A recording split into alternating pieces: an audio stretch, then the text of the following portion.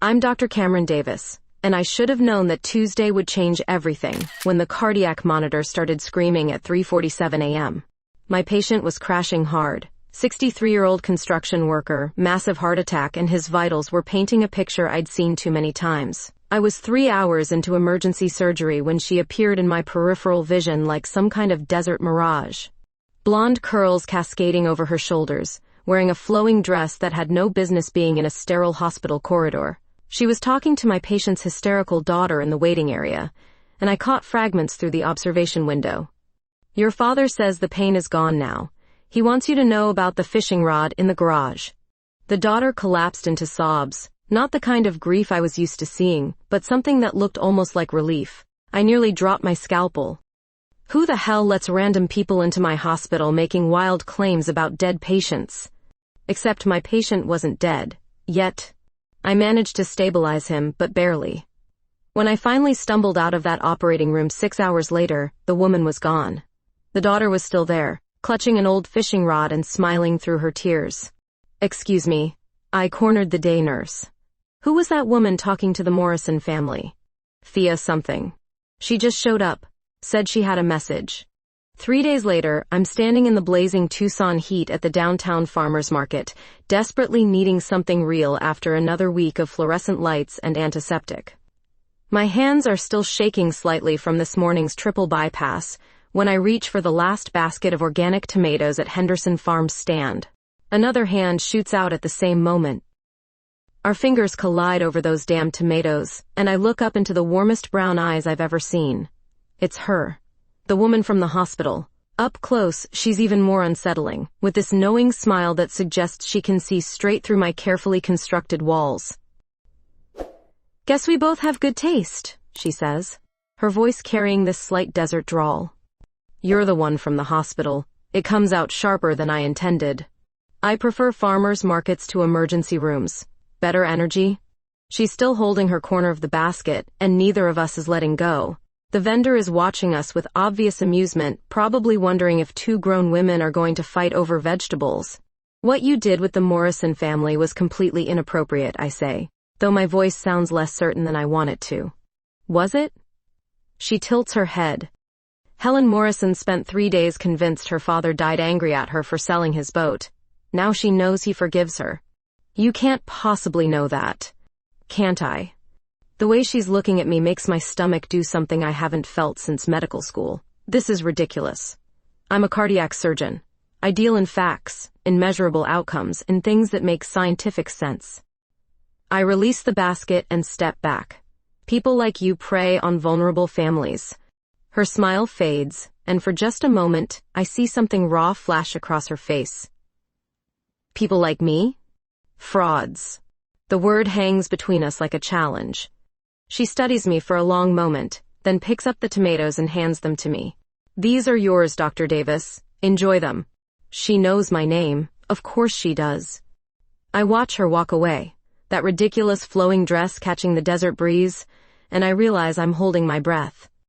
There's something about the way she moves, like she's listening to music only she can hear. The vendor clears his throat. That'll be $12 for the tomatoes, miss. I pay him, but I can't stop looking in the direction she disappeared.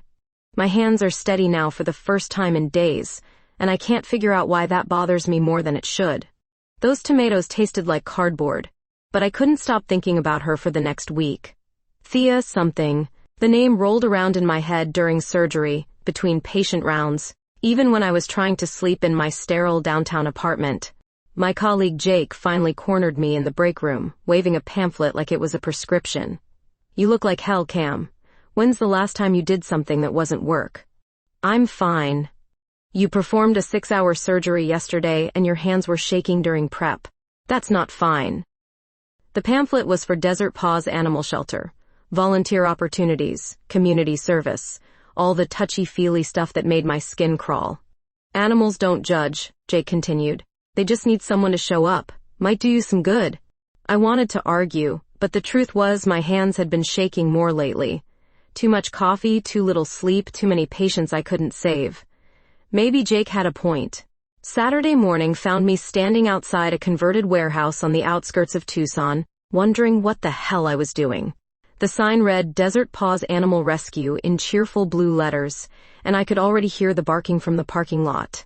The volunteer coordinator, a weathered woman named Rosa, handed me a clipboard and pointed toward the kennels. We need help with the new arrivals. Bunch of dogs came in from a hoarding situation. They're pretty traumatized. I followed her down a corridor lined with chain link enclosures. Most of the dogs cowered at the back of their kennels, eyes wide with fear and confusion. This was exactly the kind of emotional chaos I'd been trying to avoid. Then I heard her voice. "It's okay, sweet girl. Nobody's going to hurt you anymore." She was crouched in front of a kennel, speaking softly to a German Shepherd mix who was pressed against the far wall, trembling. The dog's eyes never left her face, and gradually, incredibly, it began to creep forward. Thea. Of course it was Thea. She'd traded the flowing dress for jeans and a simple t-shirt, her blonde hair pulled back in a messy ponytail. She looked more real this way, less like some mystical desert spirit and more like an actual person. "Easy does it," she murmured, as the dog finally approached the kennel door. "That's it.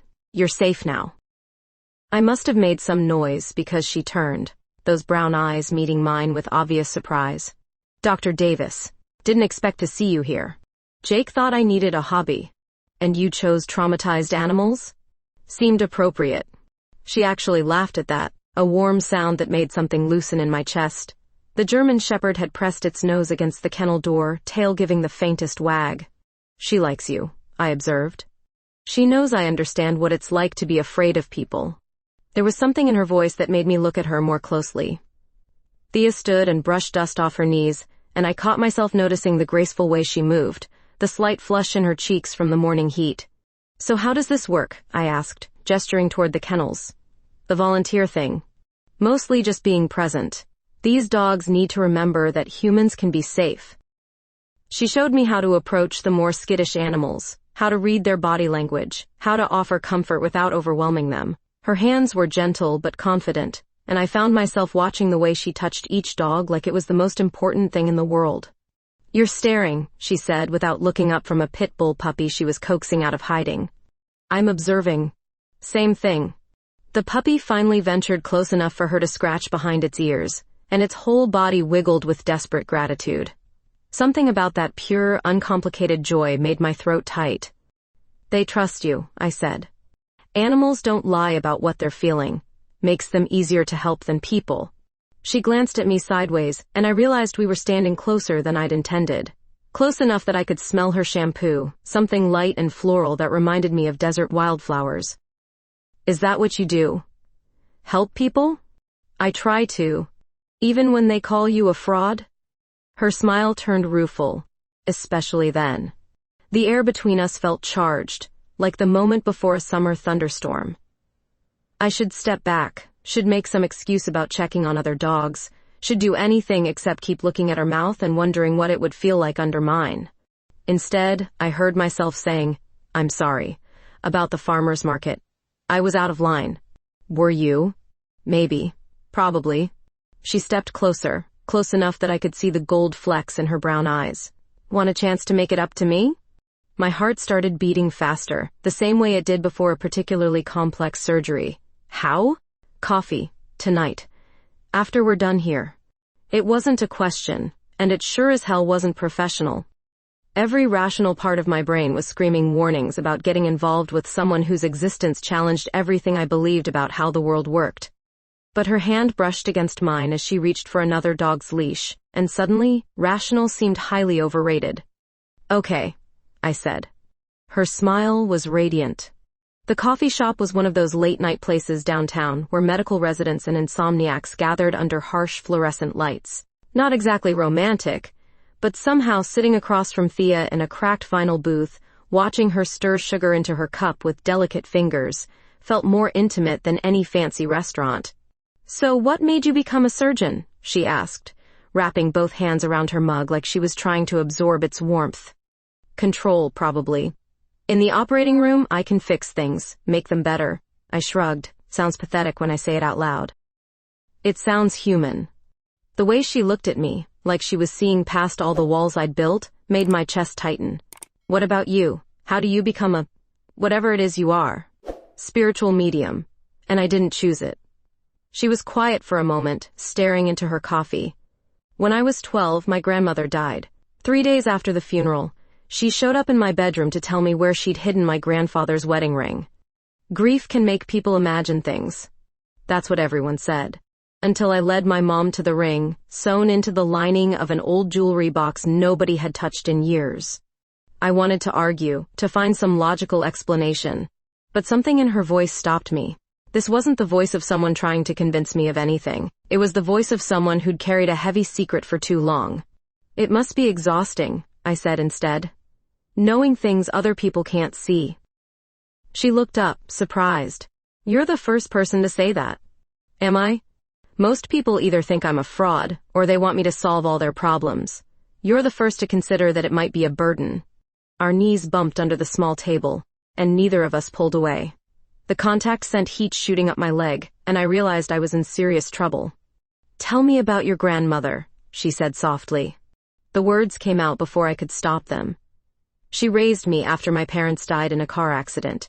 Taught me that the only person you can count on is yourself. My voice cracked slightly. She died when I was in medical school. Heart attack. I couldn't save her. Thea's hand covered mine on the table, warm and steady. She's proud of you. Don't. I'm not trying to convince you of anything. I'm just telling you what I see. Her thumb traced across my knuckles. She says you were always too serious, even as a child, that you need to learn to let people take care of you sometimes. The tears came out of nowhere, hot and embarrassing. I tried to pull my hand away, but she held on. That sounds like her, I whispered. We sat in silence while I got myself together, her hand anchoring me to something I didn't understand but desperately needed. When I finally looked up, she was watching me with such tenderness that my breath caught. I should go, I said, but I didn't move. Should you? The coffee shop was nearly empty now, just us and the night shift worker, wiping down tables with mechanical precision. Thea's fingers were still intertwined with mine, and I could feel my pulse hammering in my wrist where she was touching me. This is complicated, I said. Everything worth doing is complicated. She was right, of course. I'd spent years avoiding complications, keeping my life sterile and controlled and safe. But sitting here with her, feeling more alive than I had in months, safe seemed like the most dangerous thing of all. I don't know how to do this, I admitted. Do what? This, whatever this is between us. She squeezed my hand. We could start with walking to your car. Outside, the desert air was still warm despite the late hour. Stars scattered across the sky like someone had thrown diamonds against black velvet, and the silence felt different than it did in the hospital. Peaceful instead of ominous. It's beautiful out here, Thea said, tilting her face up to catch the breeze. Yeah, it is. But I wasn't looking at the sky. I was looking at the way moonlight caught the curve of her neck, the way her hair moved in the wind, the way she seemed to belong to this wild, open landscape in a way I never could. She turned and caught me staring. Cameron. The way she said my name, soft and wondering, made something inside me break open. Before I could talk myself out of it, I stepped closer, close enough that I had to tip my head down to meet her eyes. I don't usually do this, I said. Kiss someone in a parking lot? Kiss someone at all. It's been a while. Her hand came up to cup my cheek. We don't have to rush anything. But then she rose up on her toes and pressed her lips to mine, soft and warm and tasting like coffee and possibility. The kiss was gentle, questioning, and when I kissed her back, I felt something shift fundamentally in my chest. When we broke apart, she rested her forehead against mine. That was nice. Yeah, it was. We stood there breathing each other's air, and I realized that for the first time in years, I wasn't thinking about tomorrow's surgeries or yesterday's failures. I was just here in this moment, with this woman who saw things I couldn't see, and made me feel things I'd forgotten I was capable of feeling. I should really go, I said. But my hands had found her waist and weren't letting go. Should you? Probably not. She smiled and kissed me again, longer this time, deeper, until my keys fell from my fingers and clattered on the asphalt. 3 weeks later, I found myself doing something completely out of character, lying to my colleagues about where I'd been spending my evenings. Another volunteer shift at the shelter. I told Jake when he asked why I looked so relaxed. I couldn't exactly explain that Thea had been teaching me things about myself I never knew existed. The truth was, I'd started showing up to her private sessions. Not as a participant, just sitting in the back of her small office, watching her work with people who carried grief like broken glass in their chests. Tonight was different. A widowed father named Marcus sat across from Thea, photographs of his teenage son scattered on the table between them. The boy had died in a motorcycle accident 6 months ago, and Marcus looked like he hadn't slept since. "He's here," Thea said softly. "Danny's here, and he wants you to know the accident wasn't your fault." Marcus's face crumpled. "I should have taken his keys that night. He'd been drinking, and I just let him go." "He says you taught him to be responsible for his own choices. That's what good fathers do." I watched this broken man slowly begin to believe that his son's love was stronger than death, and something inside me shifted. Whatever Thea was doing, fraud or not, it was healing something real. Afterward, as Marcus left clutching a tissue and looking lighter than when he'd arrived, Thea slumped in her chair. "That one was hard," she said. "How do you do it? Carry all that pain?" She looked at me with tired eyes. "Same way you carry the weight of every patient you lose, I imagine." It was past midnight when we got to her cottage on the outskirts of town. The place was exactly what I'd expected. Wind chimes singing on the porch, crystals catching moonlight in the windows, the scent of sage and something floral drifting through the screen door. "Want some tea?" she asked, but neither of us moved toward the kitchen. We stood in her living room, surrounded by candles and tapestries and all the mystical nonsense that should have made me run screaming. Instead, I felt more at home than I had in years. Cameron. Her voice was different now, uncertain in a way I'd never heard before. I turned, and she was watching me with an expression I couldn't quite read. Vulnerable maybe, hopeful. "What is it?" Instead of answering, she crossed the small space between us and kissed me. This wasn't like the gentle kiss in the parking lot. This was urgent, desperate, like she'd been holding back for weeks and couldn't anymore. I responded without thinking, my hands tangling in her hair, pulling her closer. She tasted like chamomile tea and promises, and when her fingers found the buttons of my shirt, I didn't stop her. We moved together toward her bedroom, shedding clothes and inhibitions with equal abandon. Her skin was impossibly soft under my hands, and when she whispered my name against my neck, every rational thought I'd ever had scattered like desert sand in the wind. What followed was a revelation. Her touch was reverent, patient, like she was learning the geography of my body with the same careful attention she brought to everything else. I discovered that I could make her gasp, that her back arched beautifully when I kissed that sensitive spot below her ear, that she held nothing back when pleasure finally claimed her. Later, wrapped in sheets that smelled like lavender and contentment, I traced lazy patterns on her shoulder while she dozed against my chest. "This is insane," I whispered to the darkness. "What is?" Her voice was drowsy, satisfied. "This, us. I don't believe in any of the things you do. You don't have to believe in gravity for it to work." I should have laughed, should have made some joke about mixing metaphors. Instead, I found myself thinking about the way she'd held Marcus tonight, the way she'd seen straight through to the heart of his pain and offered exactly what he needed to heal. Morning came too soon, harsh desert sunlight streaming through curtains I didn't remember closing. Thea was already awake, propped on one elbow, studying my face. "You're thinking too hard," she said. "It's what I do." "I know." She brushed hair away from my face, but sometimes thinking gets in the way of feeling. I wanted to stay in that bed forever, wrapped up in her warmth and the scent of her skin.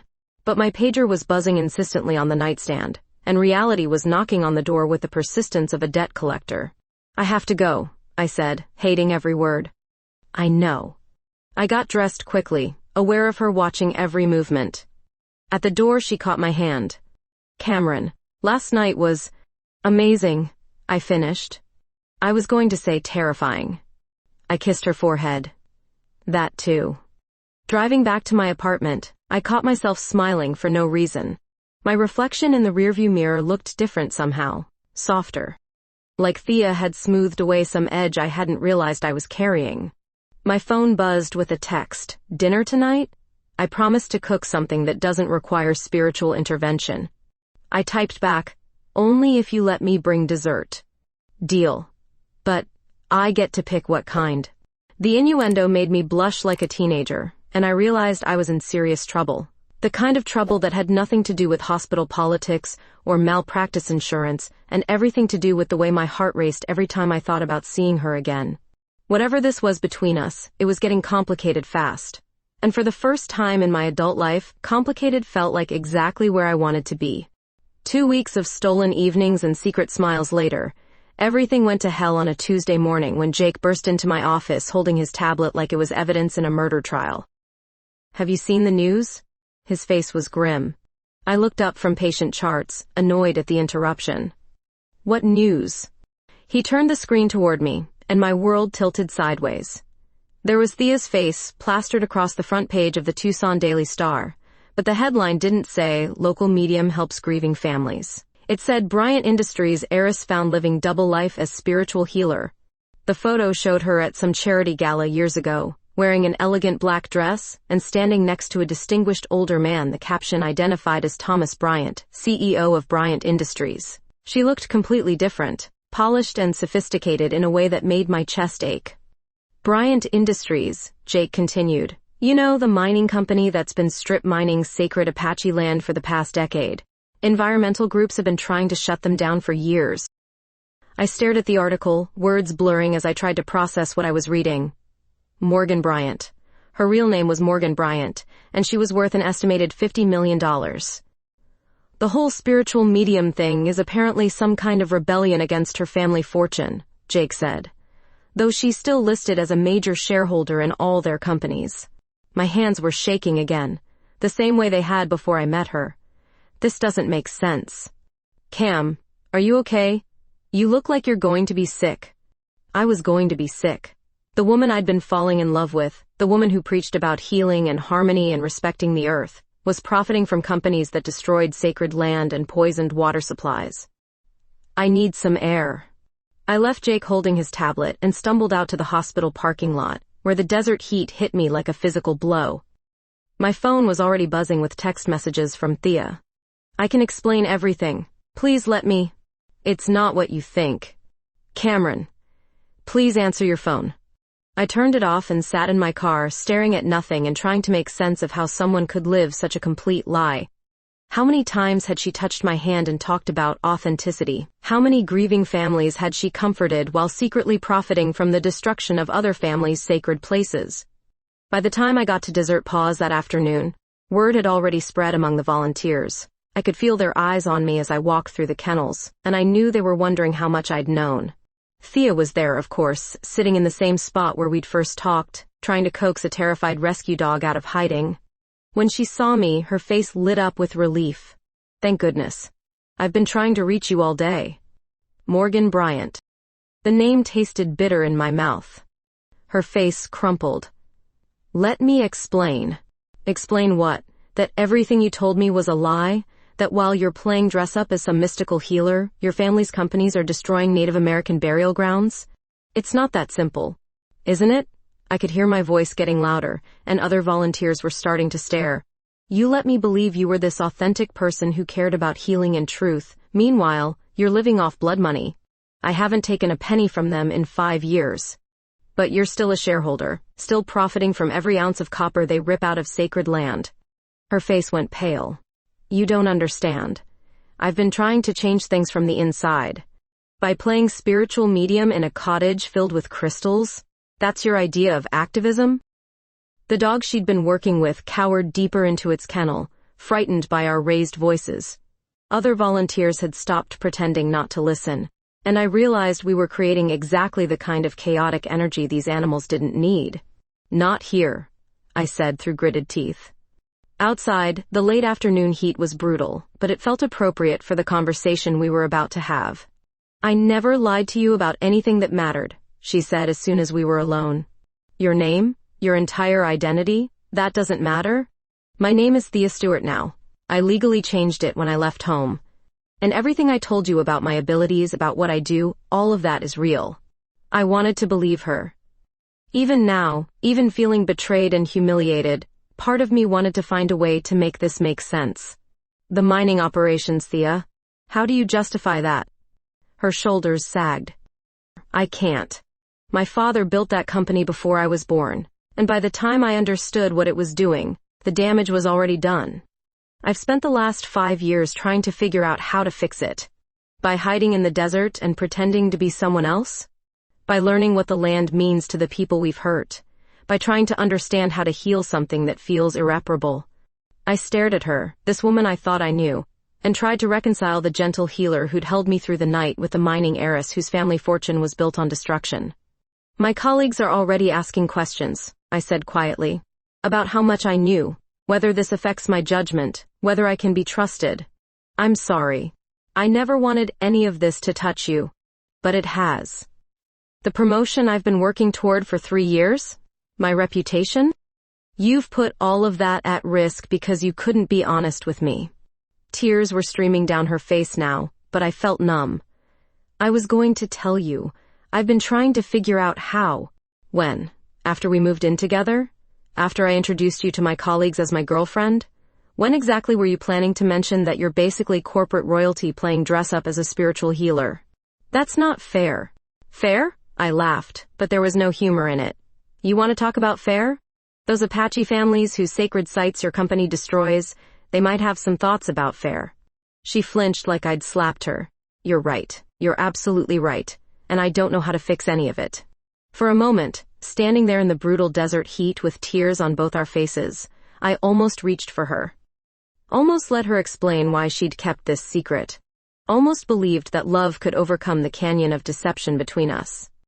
Instead, I stepped back. I can't do this, I said. I can't be with someone who lies about who they are. I won't. Cameron, please. But I was already walking away, leaving her standing alone in the parking lot, and this time, I didn't look back. I threw myself into work the way I always had when life got complicated. 3 surgeries in 2 days, 14-hour shifts that left me too exhausted to think about wind chimes and candles, and the way Thea's hands felt when they traced the curve of my shoulder. But the hospital wasn't the sanctuary it used to be. Every conversation seemed to stop when I walked into a room, and I could feel my colleagues watching me differently. The chief of surgery called me into his office Thursday morning with that careful expression people wear when they're about to deliver bad news. Cameron, we need to discuss the Bryant situation. I sat across from his desk, trying to look professional instead of heartbroken. There's nothing to discuss. The board is concerned about the optics. Your association with the Bryant family, given their current controversies, could reflect poorly on the hospital. I didn't know who she was. I believe you. But appearances matter, especially with your promotion review coming up. The promotion, chief of cardiology, everything I'd worked toward for the past 5 years. What are you saying? I'm saying you might want to distance yourself from this situation. Publicly and definitively. I wanted to argue, to tell him that my personal life had nothing to do with my surgical skills. Instead, I nodded and walked out, feeling like a coward. Meanwhile, Thea was apparently having her own problems. According to the follow-up articles that Jake kept showing me despite my requests for him to stop, the Bryant Industries board was in chaos. Environmental groups were calling for boycotts, shareholders were demanding answers, and the family's lawyers were working overtime to control the damage. She's been fighting them, Jake said, scrolling through his tablet during lunch. Look at this. 3 years ago, she tried to get the board to redirect the company toward renewable energy. They voted her down. I don't want to hear this. She's been funding restoration projects out of her own inheritance.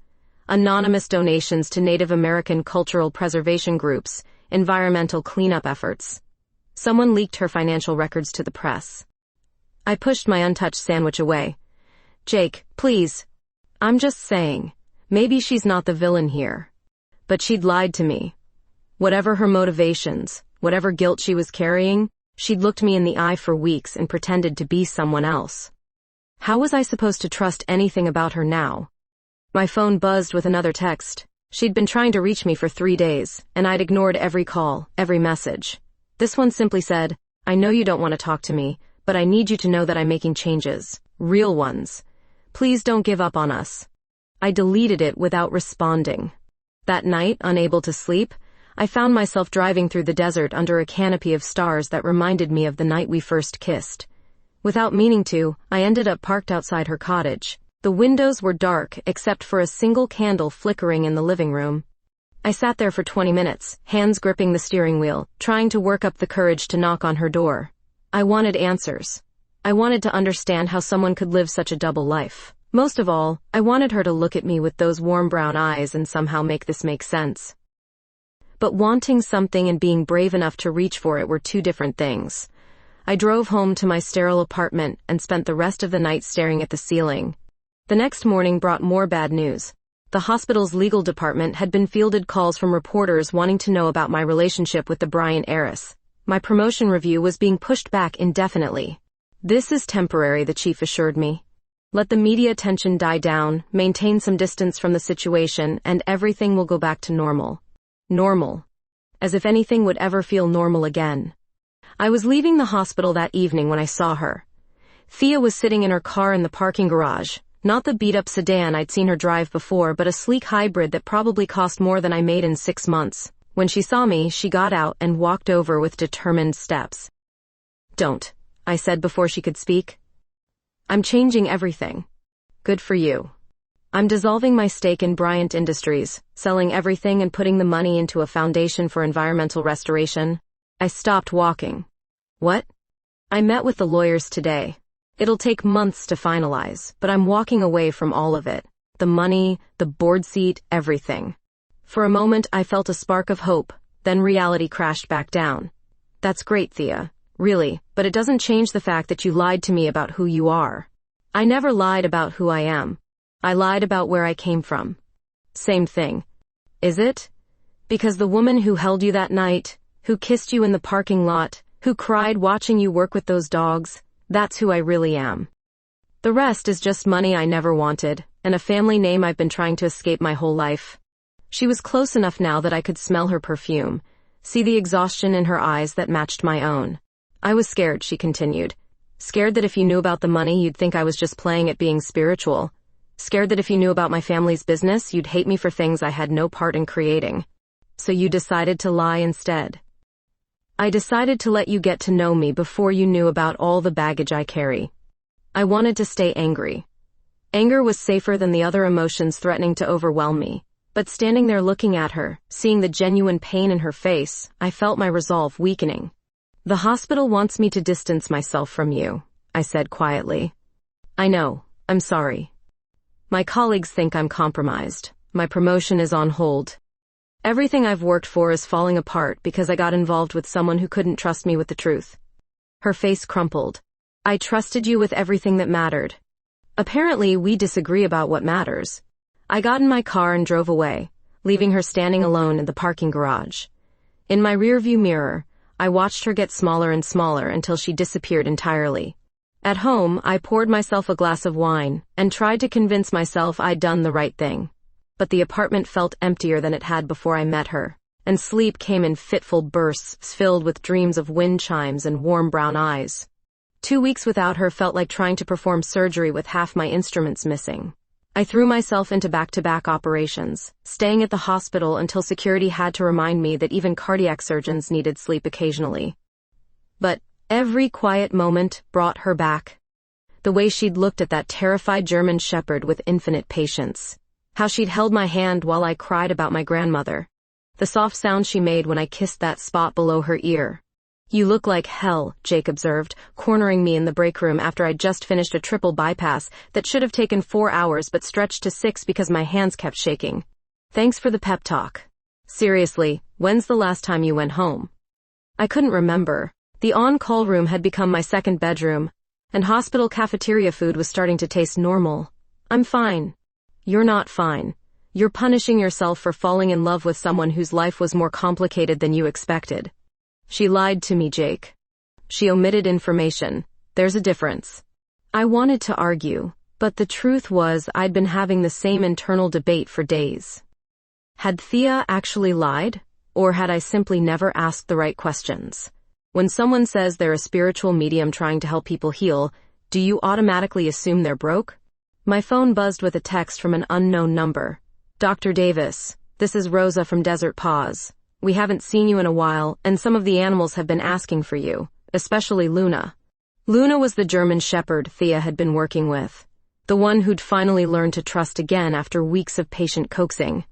I drove to the shelter that evening, telling myself I was going for the dogs, not because it was the last place I'd felt genuinely happy. Rosa met me at the entrance with a knowing smile. "She's in the back kennel," she said without my asking. Luna's tail started wagging the moment she saw me, and something in my chest loosened for the first time in weeks. I sat outside her kennel and let her lick my fingers through the chain link. "She misses her too," Rosa said quietly. "Who?" "Thea. She hasn't been back since that news story broke. Luna keeps looking for her."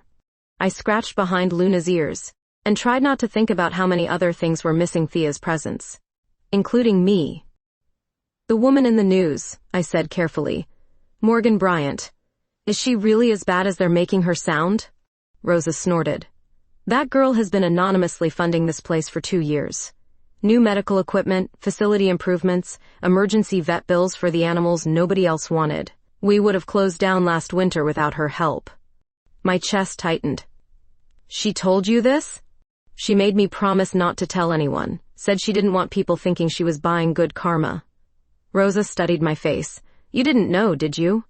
I shook my head, feeling stupid and stubborn and completely lost. "She came here the day after you two had your fight," Rosa continued. "Looked like she'd been crying for hours. Asked me to take extra good care of Luna because you might not be coming back." The image of Thea sitting in this same spot, heartbroken and worried about my emotional connection to a rescue dog, made my throat close up. "She really loves you," Rosa said softly. "Whatever mistakes she made, that part was real." I spent another hour with Luna, trying to sort through the tangle of hurt and longing in my chest. The dog seemed to sense my emotional state, resting her head against my knee, with the same intuitive understanding Thea had always shown. When I got home that night, I found myself Googling Bryant Industries for the first time since the story broke. What I found surprised me. According to financial records that had been leaked to the press, Thea had indeed been fighting the board for years. Meeting minutes showed her repeatedly proposing environmental restoration projects, sustainable energy initiatives, and partnerships with Native American tribes. Every proposal had been voted down by the other board members, including her own father. There was also a pattern of anonymous donations that correlated with major Bryant Industries profits.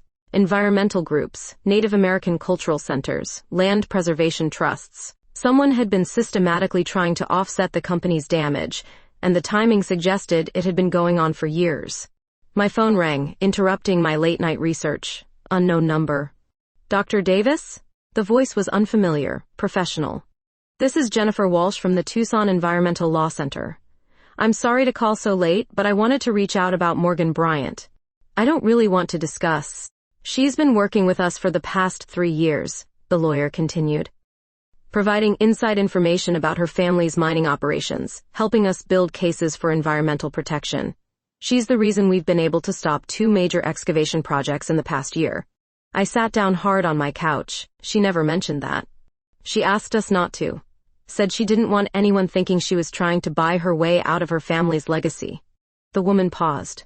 "Dr. Davis, I don't know what happened between you two, but I wanted you to know that without her help, Bryant Industries would have destroyed twice as much sacred land as they already have." After I hung up, I sat in my dark apartment surrounded by evidence that the woman I'd fallen in love with was exactly who she'd claimed to be, someone trying to heal the damage her family had caused, someone carrying the weight of inherited guilt and working quietly to make things right. I'd called her a fraud and walked away without giving her a chance to explain. The next morning, I drove to her cottage before I could lose my nerve. But the windows were dark, newspapers piled up on the front porch. A neighbor working in his garden told me she'd left town 3 days ago. "Lot of reporters bothering her," he said. "Can't say I blame her for wanting some peace." I sat in my car outside her empty house, finally understanding what I'd lost. Not just a lover, but someone who'd seen past all my careful walls and loved me anyway. Someone who'd been fighting for justice in the only way she knew how, even when it meant living with the constant weight of her family's sins. Someone who'd trusted me with her heart, even if she'd been too scared to trust me with her secrets. The wind chimes on her porch sang in the desert breeze. And for the first time since the news broke, I let myself cry for everything I'd thrown away out of pride and fear. I'd accused her of not trusting me, but the truth was I'd never trusted her either. Not enough to ask the right questions, not enough to look beneath the surface, not enough to fight for what we'd had instead of running the moment things got complicated. Now she was gone and I was exactly where I'd started, alone, safe, and completely miserable. I found out what Thea had really been doing with her money on a Thursday morning when the hospital's chief financial officer called me into his office with a confused expression. "Cameron, we've received an unusual donation. Someone wants to fund our new pediatric wing anonymously, but they've specifically requested that you oversee the project allocation. The check was for $2 million. The donor was listed as Desert Healing Foundation, but when I researched the organization later, all roads led back to a recently liquidated trust fund belonging to Morgan Bryant. She'd been giving away everything, just like she'd promised. My hands were shaking again as I stared at the paperwork.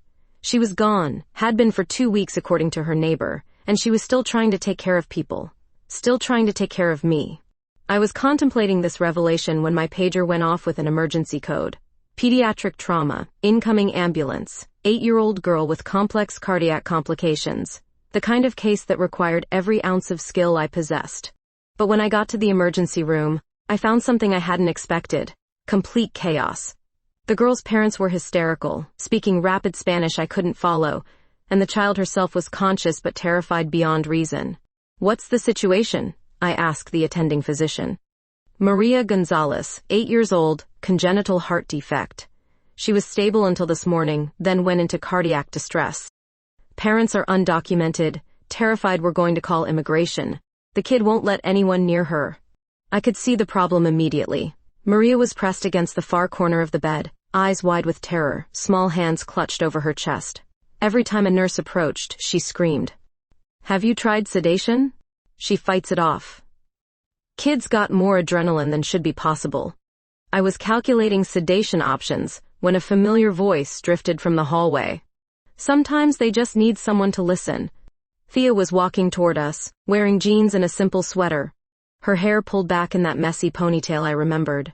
She looked thinner, more tired, but her eyes were the same warm brown that had haunted my dreams. "What are you doing here?"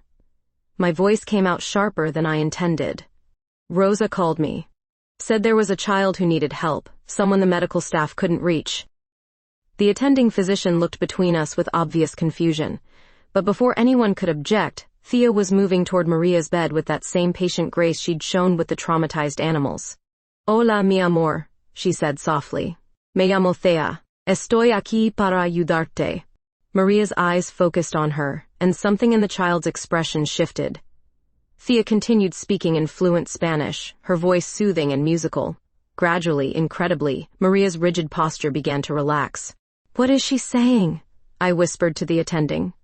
"She's telling her that the doctors are friends, that her parents love her, that everything's going to be okay." He shook his head in amazement. The kid's actually listening. Within 10 minutes, Maria was allowing the nurses to take her vitals. Within 20, she was holding Thea's hand while I performed my examination. The cardiac episode that had seemed so mysterious suddenly made perfect sense. Panic attack exacerbating an existing condition.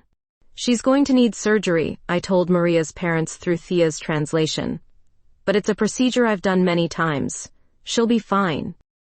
The surgery took 4 hours. Delicate work on a valve that had been compromised since birth, but nothing I hadn't handled before. What I hadn't handled before was performing major cardiac surgery while knowing that the woman I loved was sitting in the waiting room, comforting a family I couldn't communicate with. When I emerged from the operating room, exhausted but successful, I found them clustered around Thea like she was some kind of guardian angel. Maria's mother was crying with relief. Her father was shaking Thea's hands repeatedly, and the attending physician was looking at her like she'd performed magic. The surgery went perfectly, I told them, watching Thea translate my words. "Maria will make a full recovery." The gratitude in their eyes was overwhelming, but it was nothing compared to the way Thea looked at me. Like I'd just saved the world instead of repairing one small heart. "Thank you," Maria's mother said in halting English, grasping both my hands. After the family left to see their daughter in recovery, Thea and I stood alone in the hospital corridor, where everything had started falling apart between us. "You came back," I said. "Rosa said you might need help with this case." "Not the case. You came back for me." She was quiet for a long moment, studying my face like she was trying to read something written there. "I heard about the pediatric wing donation. You didn't have to accept it. $2 million says otherwise." I stepped closer, close enough to see the gold flecks in her brown eyes. Why didn't you tell me you'd been funding the hospital? Same reason I didn't tell you about the environmental work, or the legal battles, or any of it. She looked down at her hands. Because I wanted you to love me for who I am, not what I could do with my family's money. And I wanted you to trust me with the truth. I know. I was scared. So was I. I reached out tentatively, brushing my fingers against hers. I'm sorry, Thea. I should have listened. Should have trusted you instead of running away the first time things got complicated. She stepped closer until I could feel the warmth radiating from her body. I sold everything. The foundation owns it all now, and I'm just another employee trying to figure out how to make up for 20 years of environmental damage. Are you happy? I'm broke and unemployed, and living in a hotel room while I figure out what comes next. She smiled, and it was like sunrise after the longest night. I've never been happier. I kissed her then, right there in the hospital corridor where anyone could see. Kissed her like she was oxygen and I'd been holding my breath for weeks. She tasted like hope and second chances, and when we broke apart, she was crying. I missed you so much, she whispered against my lips. I missed you too, every damn day. Cameron, can we try again? Can we figure out how to do this right? Instead of answering, I pulled her closer and kissed her again, deeper this time, pouring weeks of longing and regret into the connection between us. When we finally separated, both of us were breathing hard. Come home with me, I said. Are you sure? What about the hospital politics, your promotion? The promotion can wait. You can't. We drove to my apartment in her beaten-up sedan, the expensive hybrid apparently another casualty of her financial housecleaning. In my sterile living room, surrounded by medical journals and surgical textbooks, she looked both foreign and completely right. This place needs some color, she said, running her fingers along my stark white walls. It needs you, I corrected, pulling her into my arms. What followed felt like coming home after a long exile. Her hands on my skin erased weeks of loneliness. Her whispered endearments in the darkness healed wounds I didn't know I'd been carrying. We made love with the desperate tenderness of people who'd almost lost everything. And afterward, wrapped in sheets that finally smelled like something other than industrial detergent, I felt complete for the first time since she'd left. Stay, I whispered against her hair as she dozed in my arms. Don't disappear again. Never again, she promised, and I believed her. 6 months later, I stood in the desert outside Tucson watching the sun set behind renovated buildings that used to house the old Desert Paws animal shelter. The place had tripled in size thanks to Thea's foundation money, and tonight was the grand reopening celebration. You clean up nice, Dr. Davis, Thea said, sliding her arms around my waist from behind. She was wearing a simple blue dress that brought out her eyes, her hair loose and catching the golden light. I leaned back against her warmth, still amazed that she was here, that we were here together. You're not so bad yourself, Foundation Director Stewart. She laughed, that musical sound I'd missed so desperately during our separation. I'm still getting used to having a real job. You mean a job that doesn't involve talking to dead people? The dead people were easier to manage than nonprofit boards, trust me. Around us, families were arriving for the celebration, kids running toward the play area while parents admired the new facilities. The medical center I designed was tucked discreetly behind the main building, staffed with veterinarians who could provide care regardless of pet owners' ability to pay. Dr. Davis, Rosa called out, approaching with a German shepherd on a leash. Look who wanted to say hello. Luna bounded over, tail wagging furiously. She'd been adopted by a local family 3 months ago, but Rosa brought her back for special events. The dog immediately pressed against my legs, then moved to Thea for the same treatment. She remembers us, Thea said, scratching behind Luna's ears. Animals don't forget the people who saved them, Rosa observed pointedly. I caught Thea's eye over Luna's head, understanding the deeper meaning. We'd both been rescued, in different ways. The celebration was perfect. Children laughed while playing with puppies in the socialization yard. Local politicians gave speeches about community partnership. Environmental groups praised the foundation's restoration work throughout Arizona. But the best moment came near the end, when Maria Gonzalez and her parents arrived. The 8-year-old girl whose heart I'd repaired was now healthy and vibrant, racing around the shelter grounds with boundless energy. Dr. Cameron, she called out in accented English, throwing her arms around my waist. Mira, Thea, I'm all better. Si, mi amor, you're perfect, Thea replied, kneeling to hug the girl properly. Maria's parents approached more slowly, her father carrying a wrapped gift. "For you," her mother said in careful English, "because you saved our daughter." Inside was a hand-carved wooden heart, smooth and warm to the touch. "It's beautiful," I said, genuinely moved. Made from desert ironwood, Maria's father explained through Thea's translation. "Very strong, very hard to break." As the evening wound down, Thea and I found ourselves alone near the memorial garden she'd created for animals who hadn't made it to adoption. Wind chimes sang softly in the breeze, and fairy lights strung between the desert willows cast gentle shadows on the ground. "I have something for you," I said, pulling a small velvet box from my jacket pocket. Thea's eyes widened, her hand flying to her throat. "Cameron, it's not what you think." "Well, maybe it is." I opened the box to reveal a simple silver ring set with a small turquoise stone. "I know we haven't talked about forever, but I know I don't want to spend another day without you in my life." She was crying now, happy tears that caught the fairy lights like diamonds. "Are you asking what I think you're asking?" "I'm asking if you want to build something real together. Something that doesn't require hiding or pretending or being anyone other than who we are." Instead of answering, she kissed me. Soft at first, then deeper, pouring all her love and relief into the connection between us. Around us, the desert sang its ancient song, and the rescued animals settled in for the night, safe and loved. "Yes," she whispered against my lips, "yes to all of it."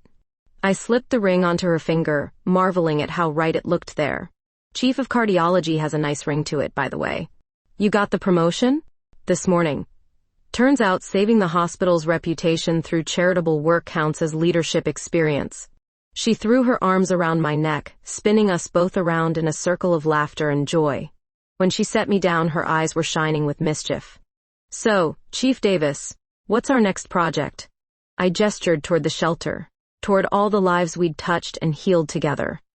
"How about we just keep saving the world, one heart at a time?" "Sounds perfect to me." As we walked toward the parking lot hand in hand, Luna's adopted family loading her into their car nearby, I realized that everything I'd thought I wanted, the sterile perfection and controlled environment, had been just a way of hiding from the messiness of really living.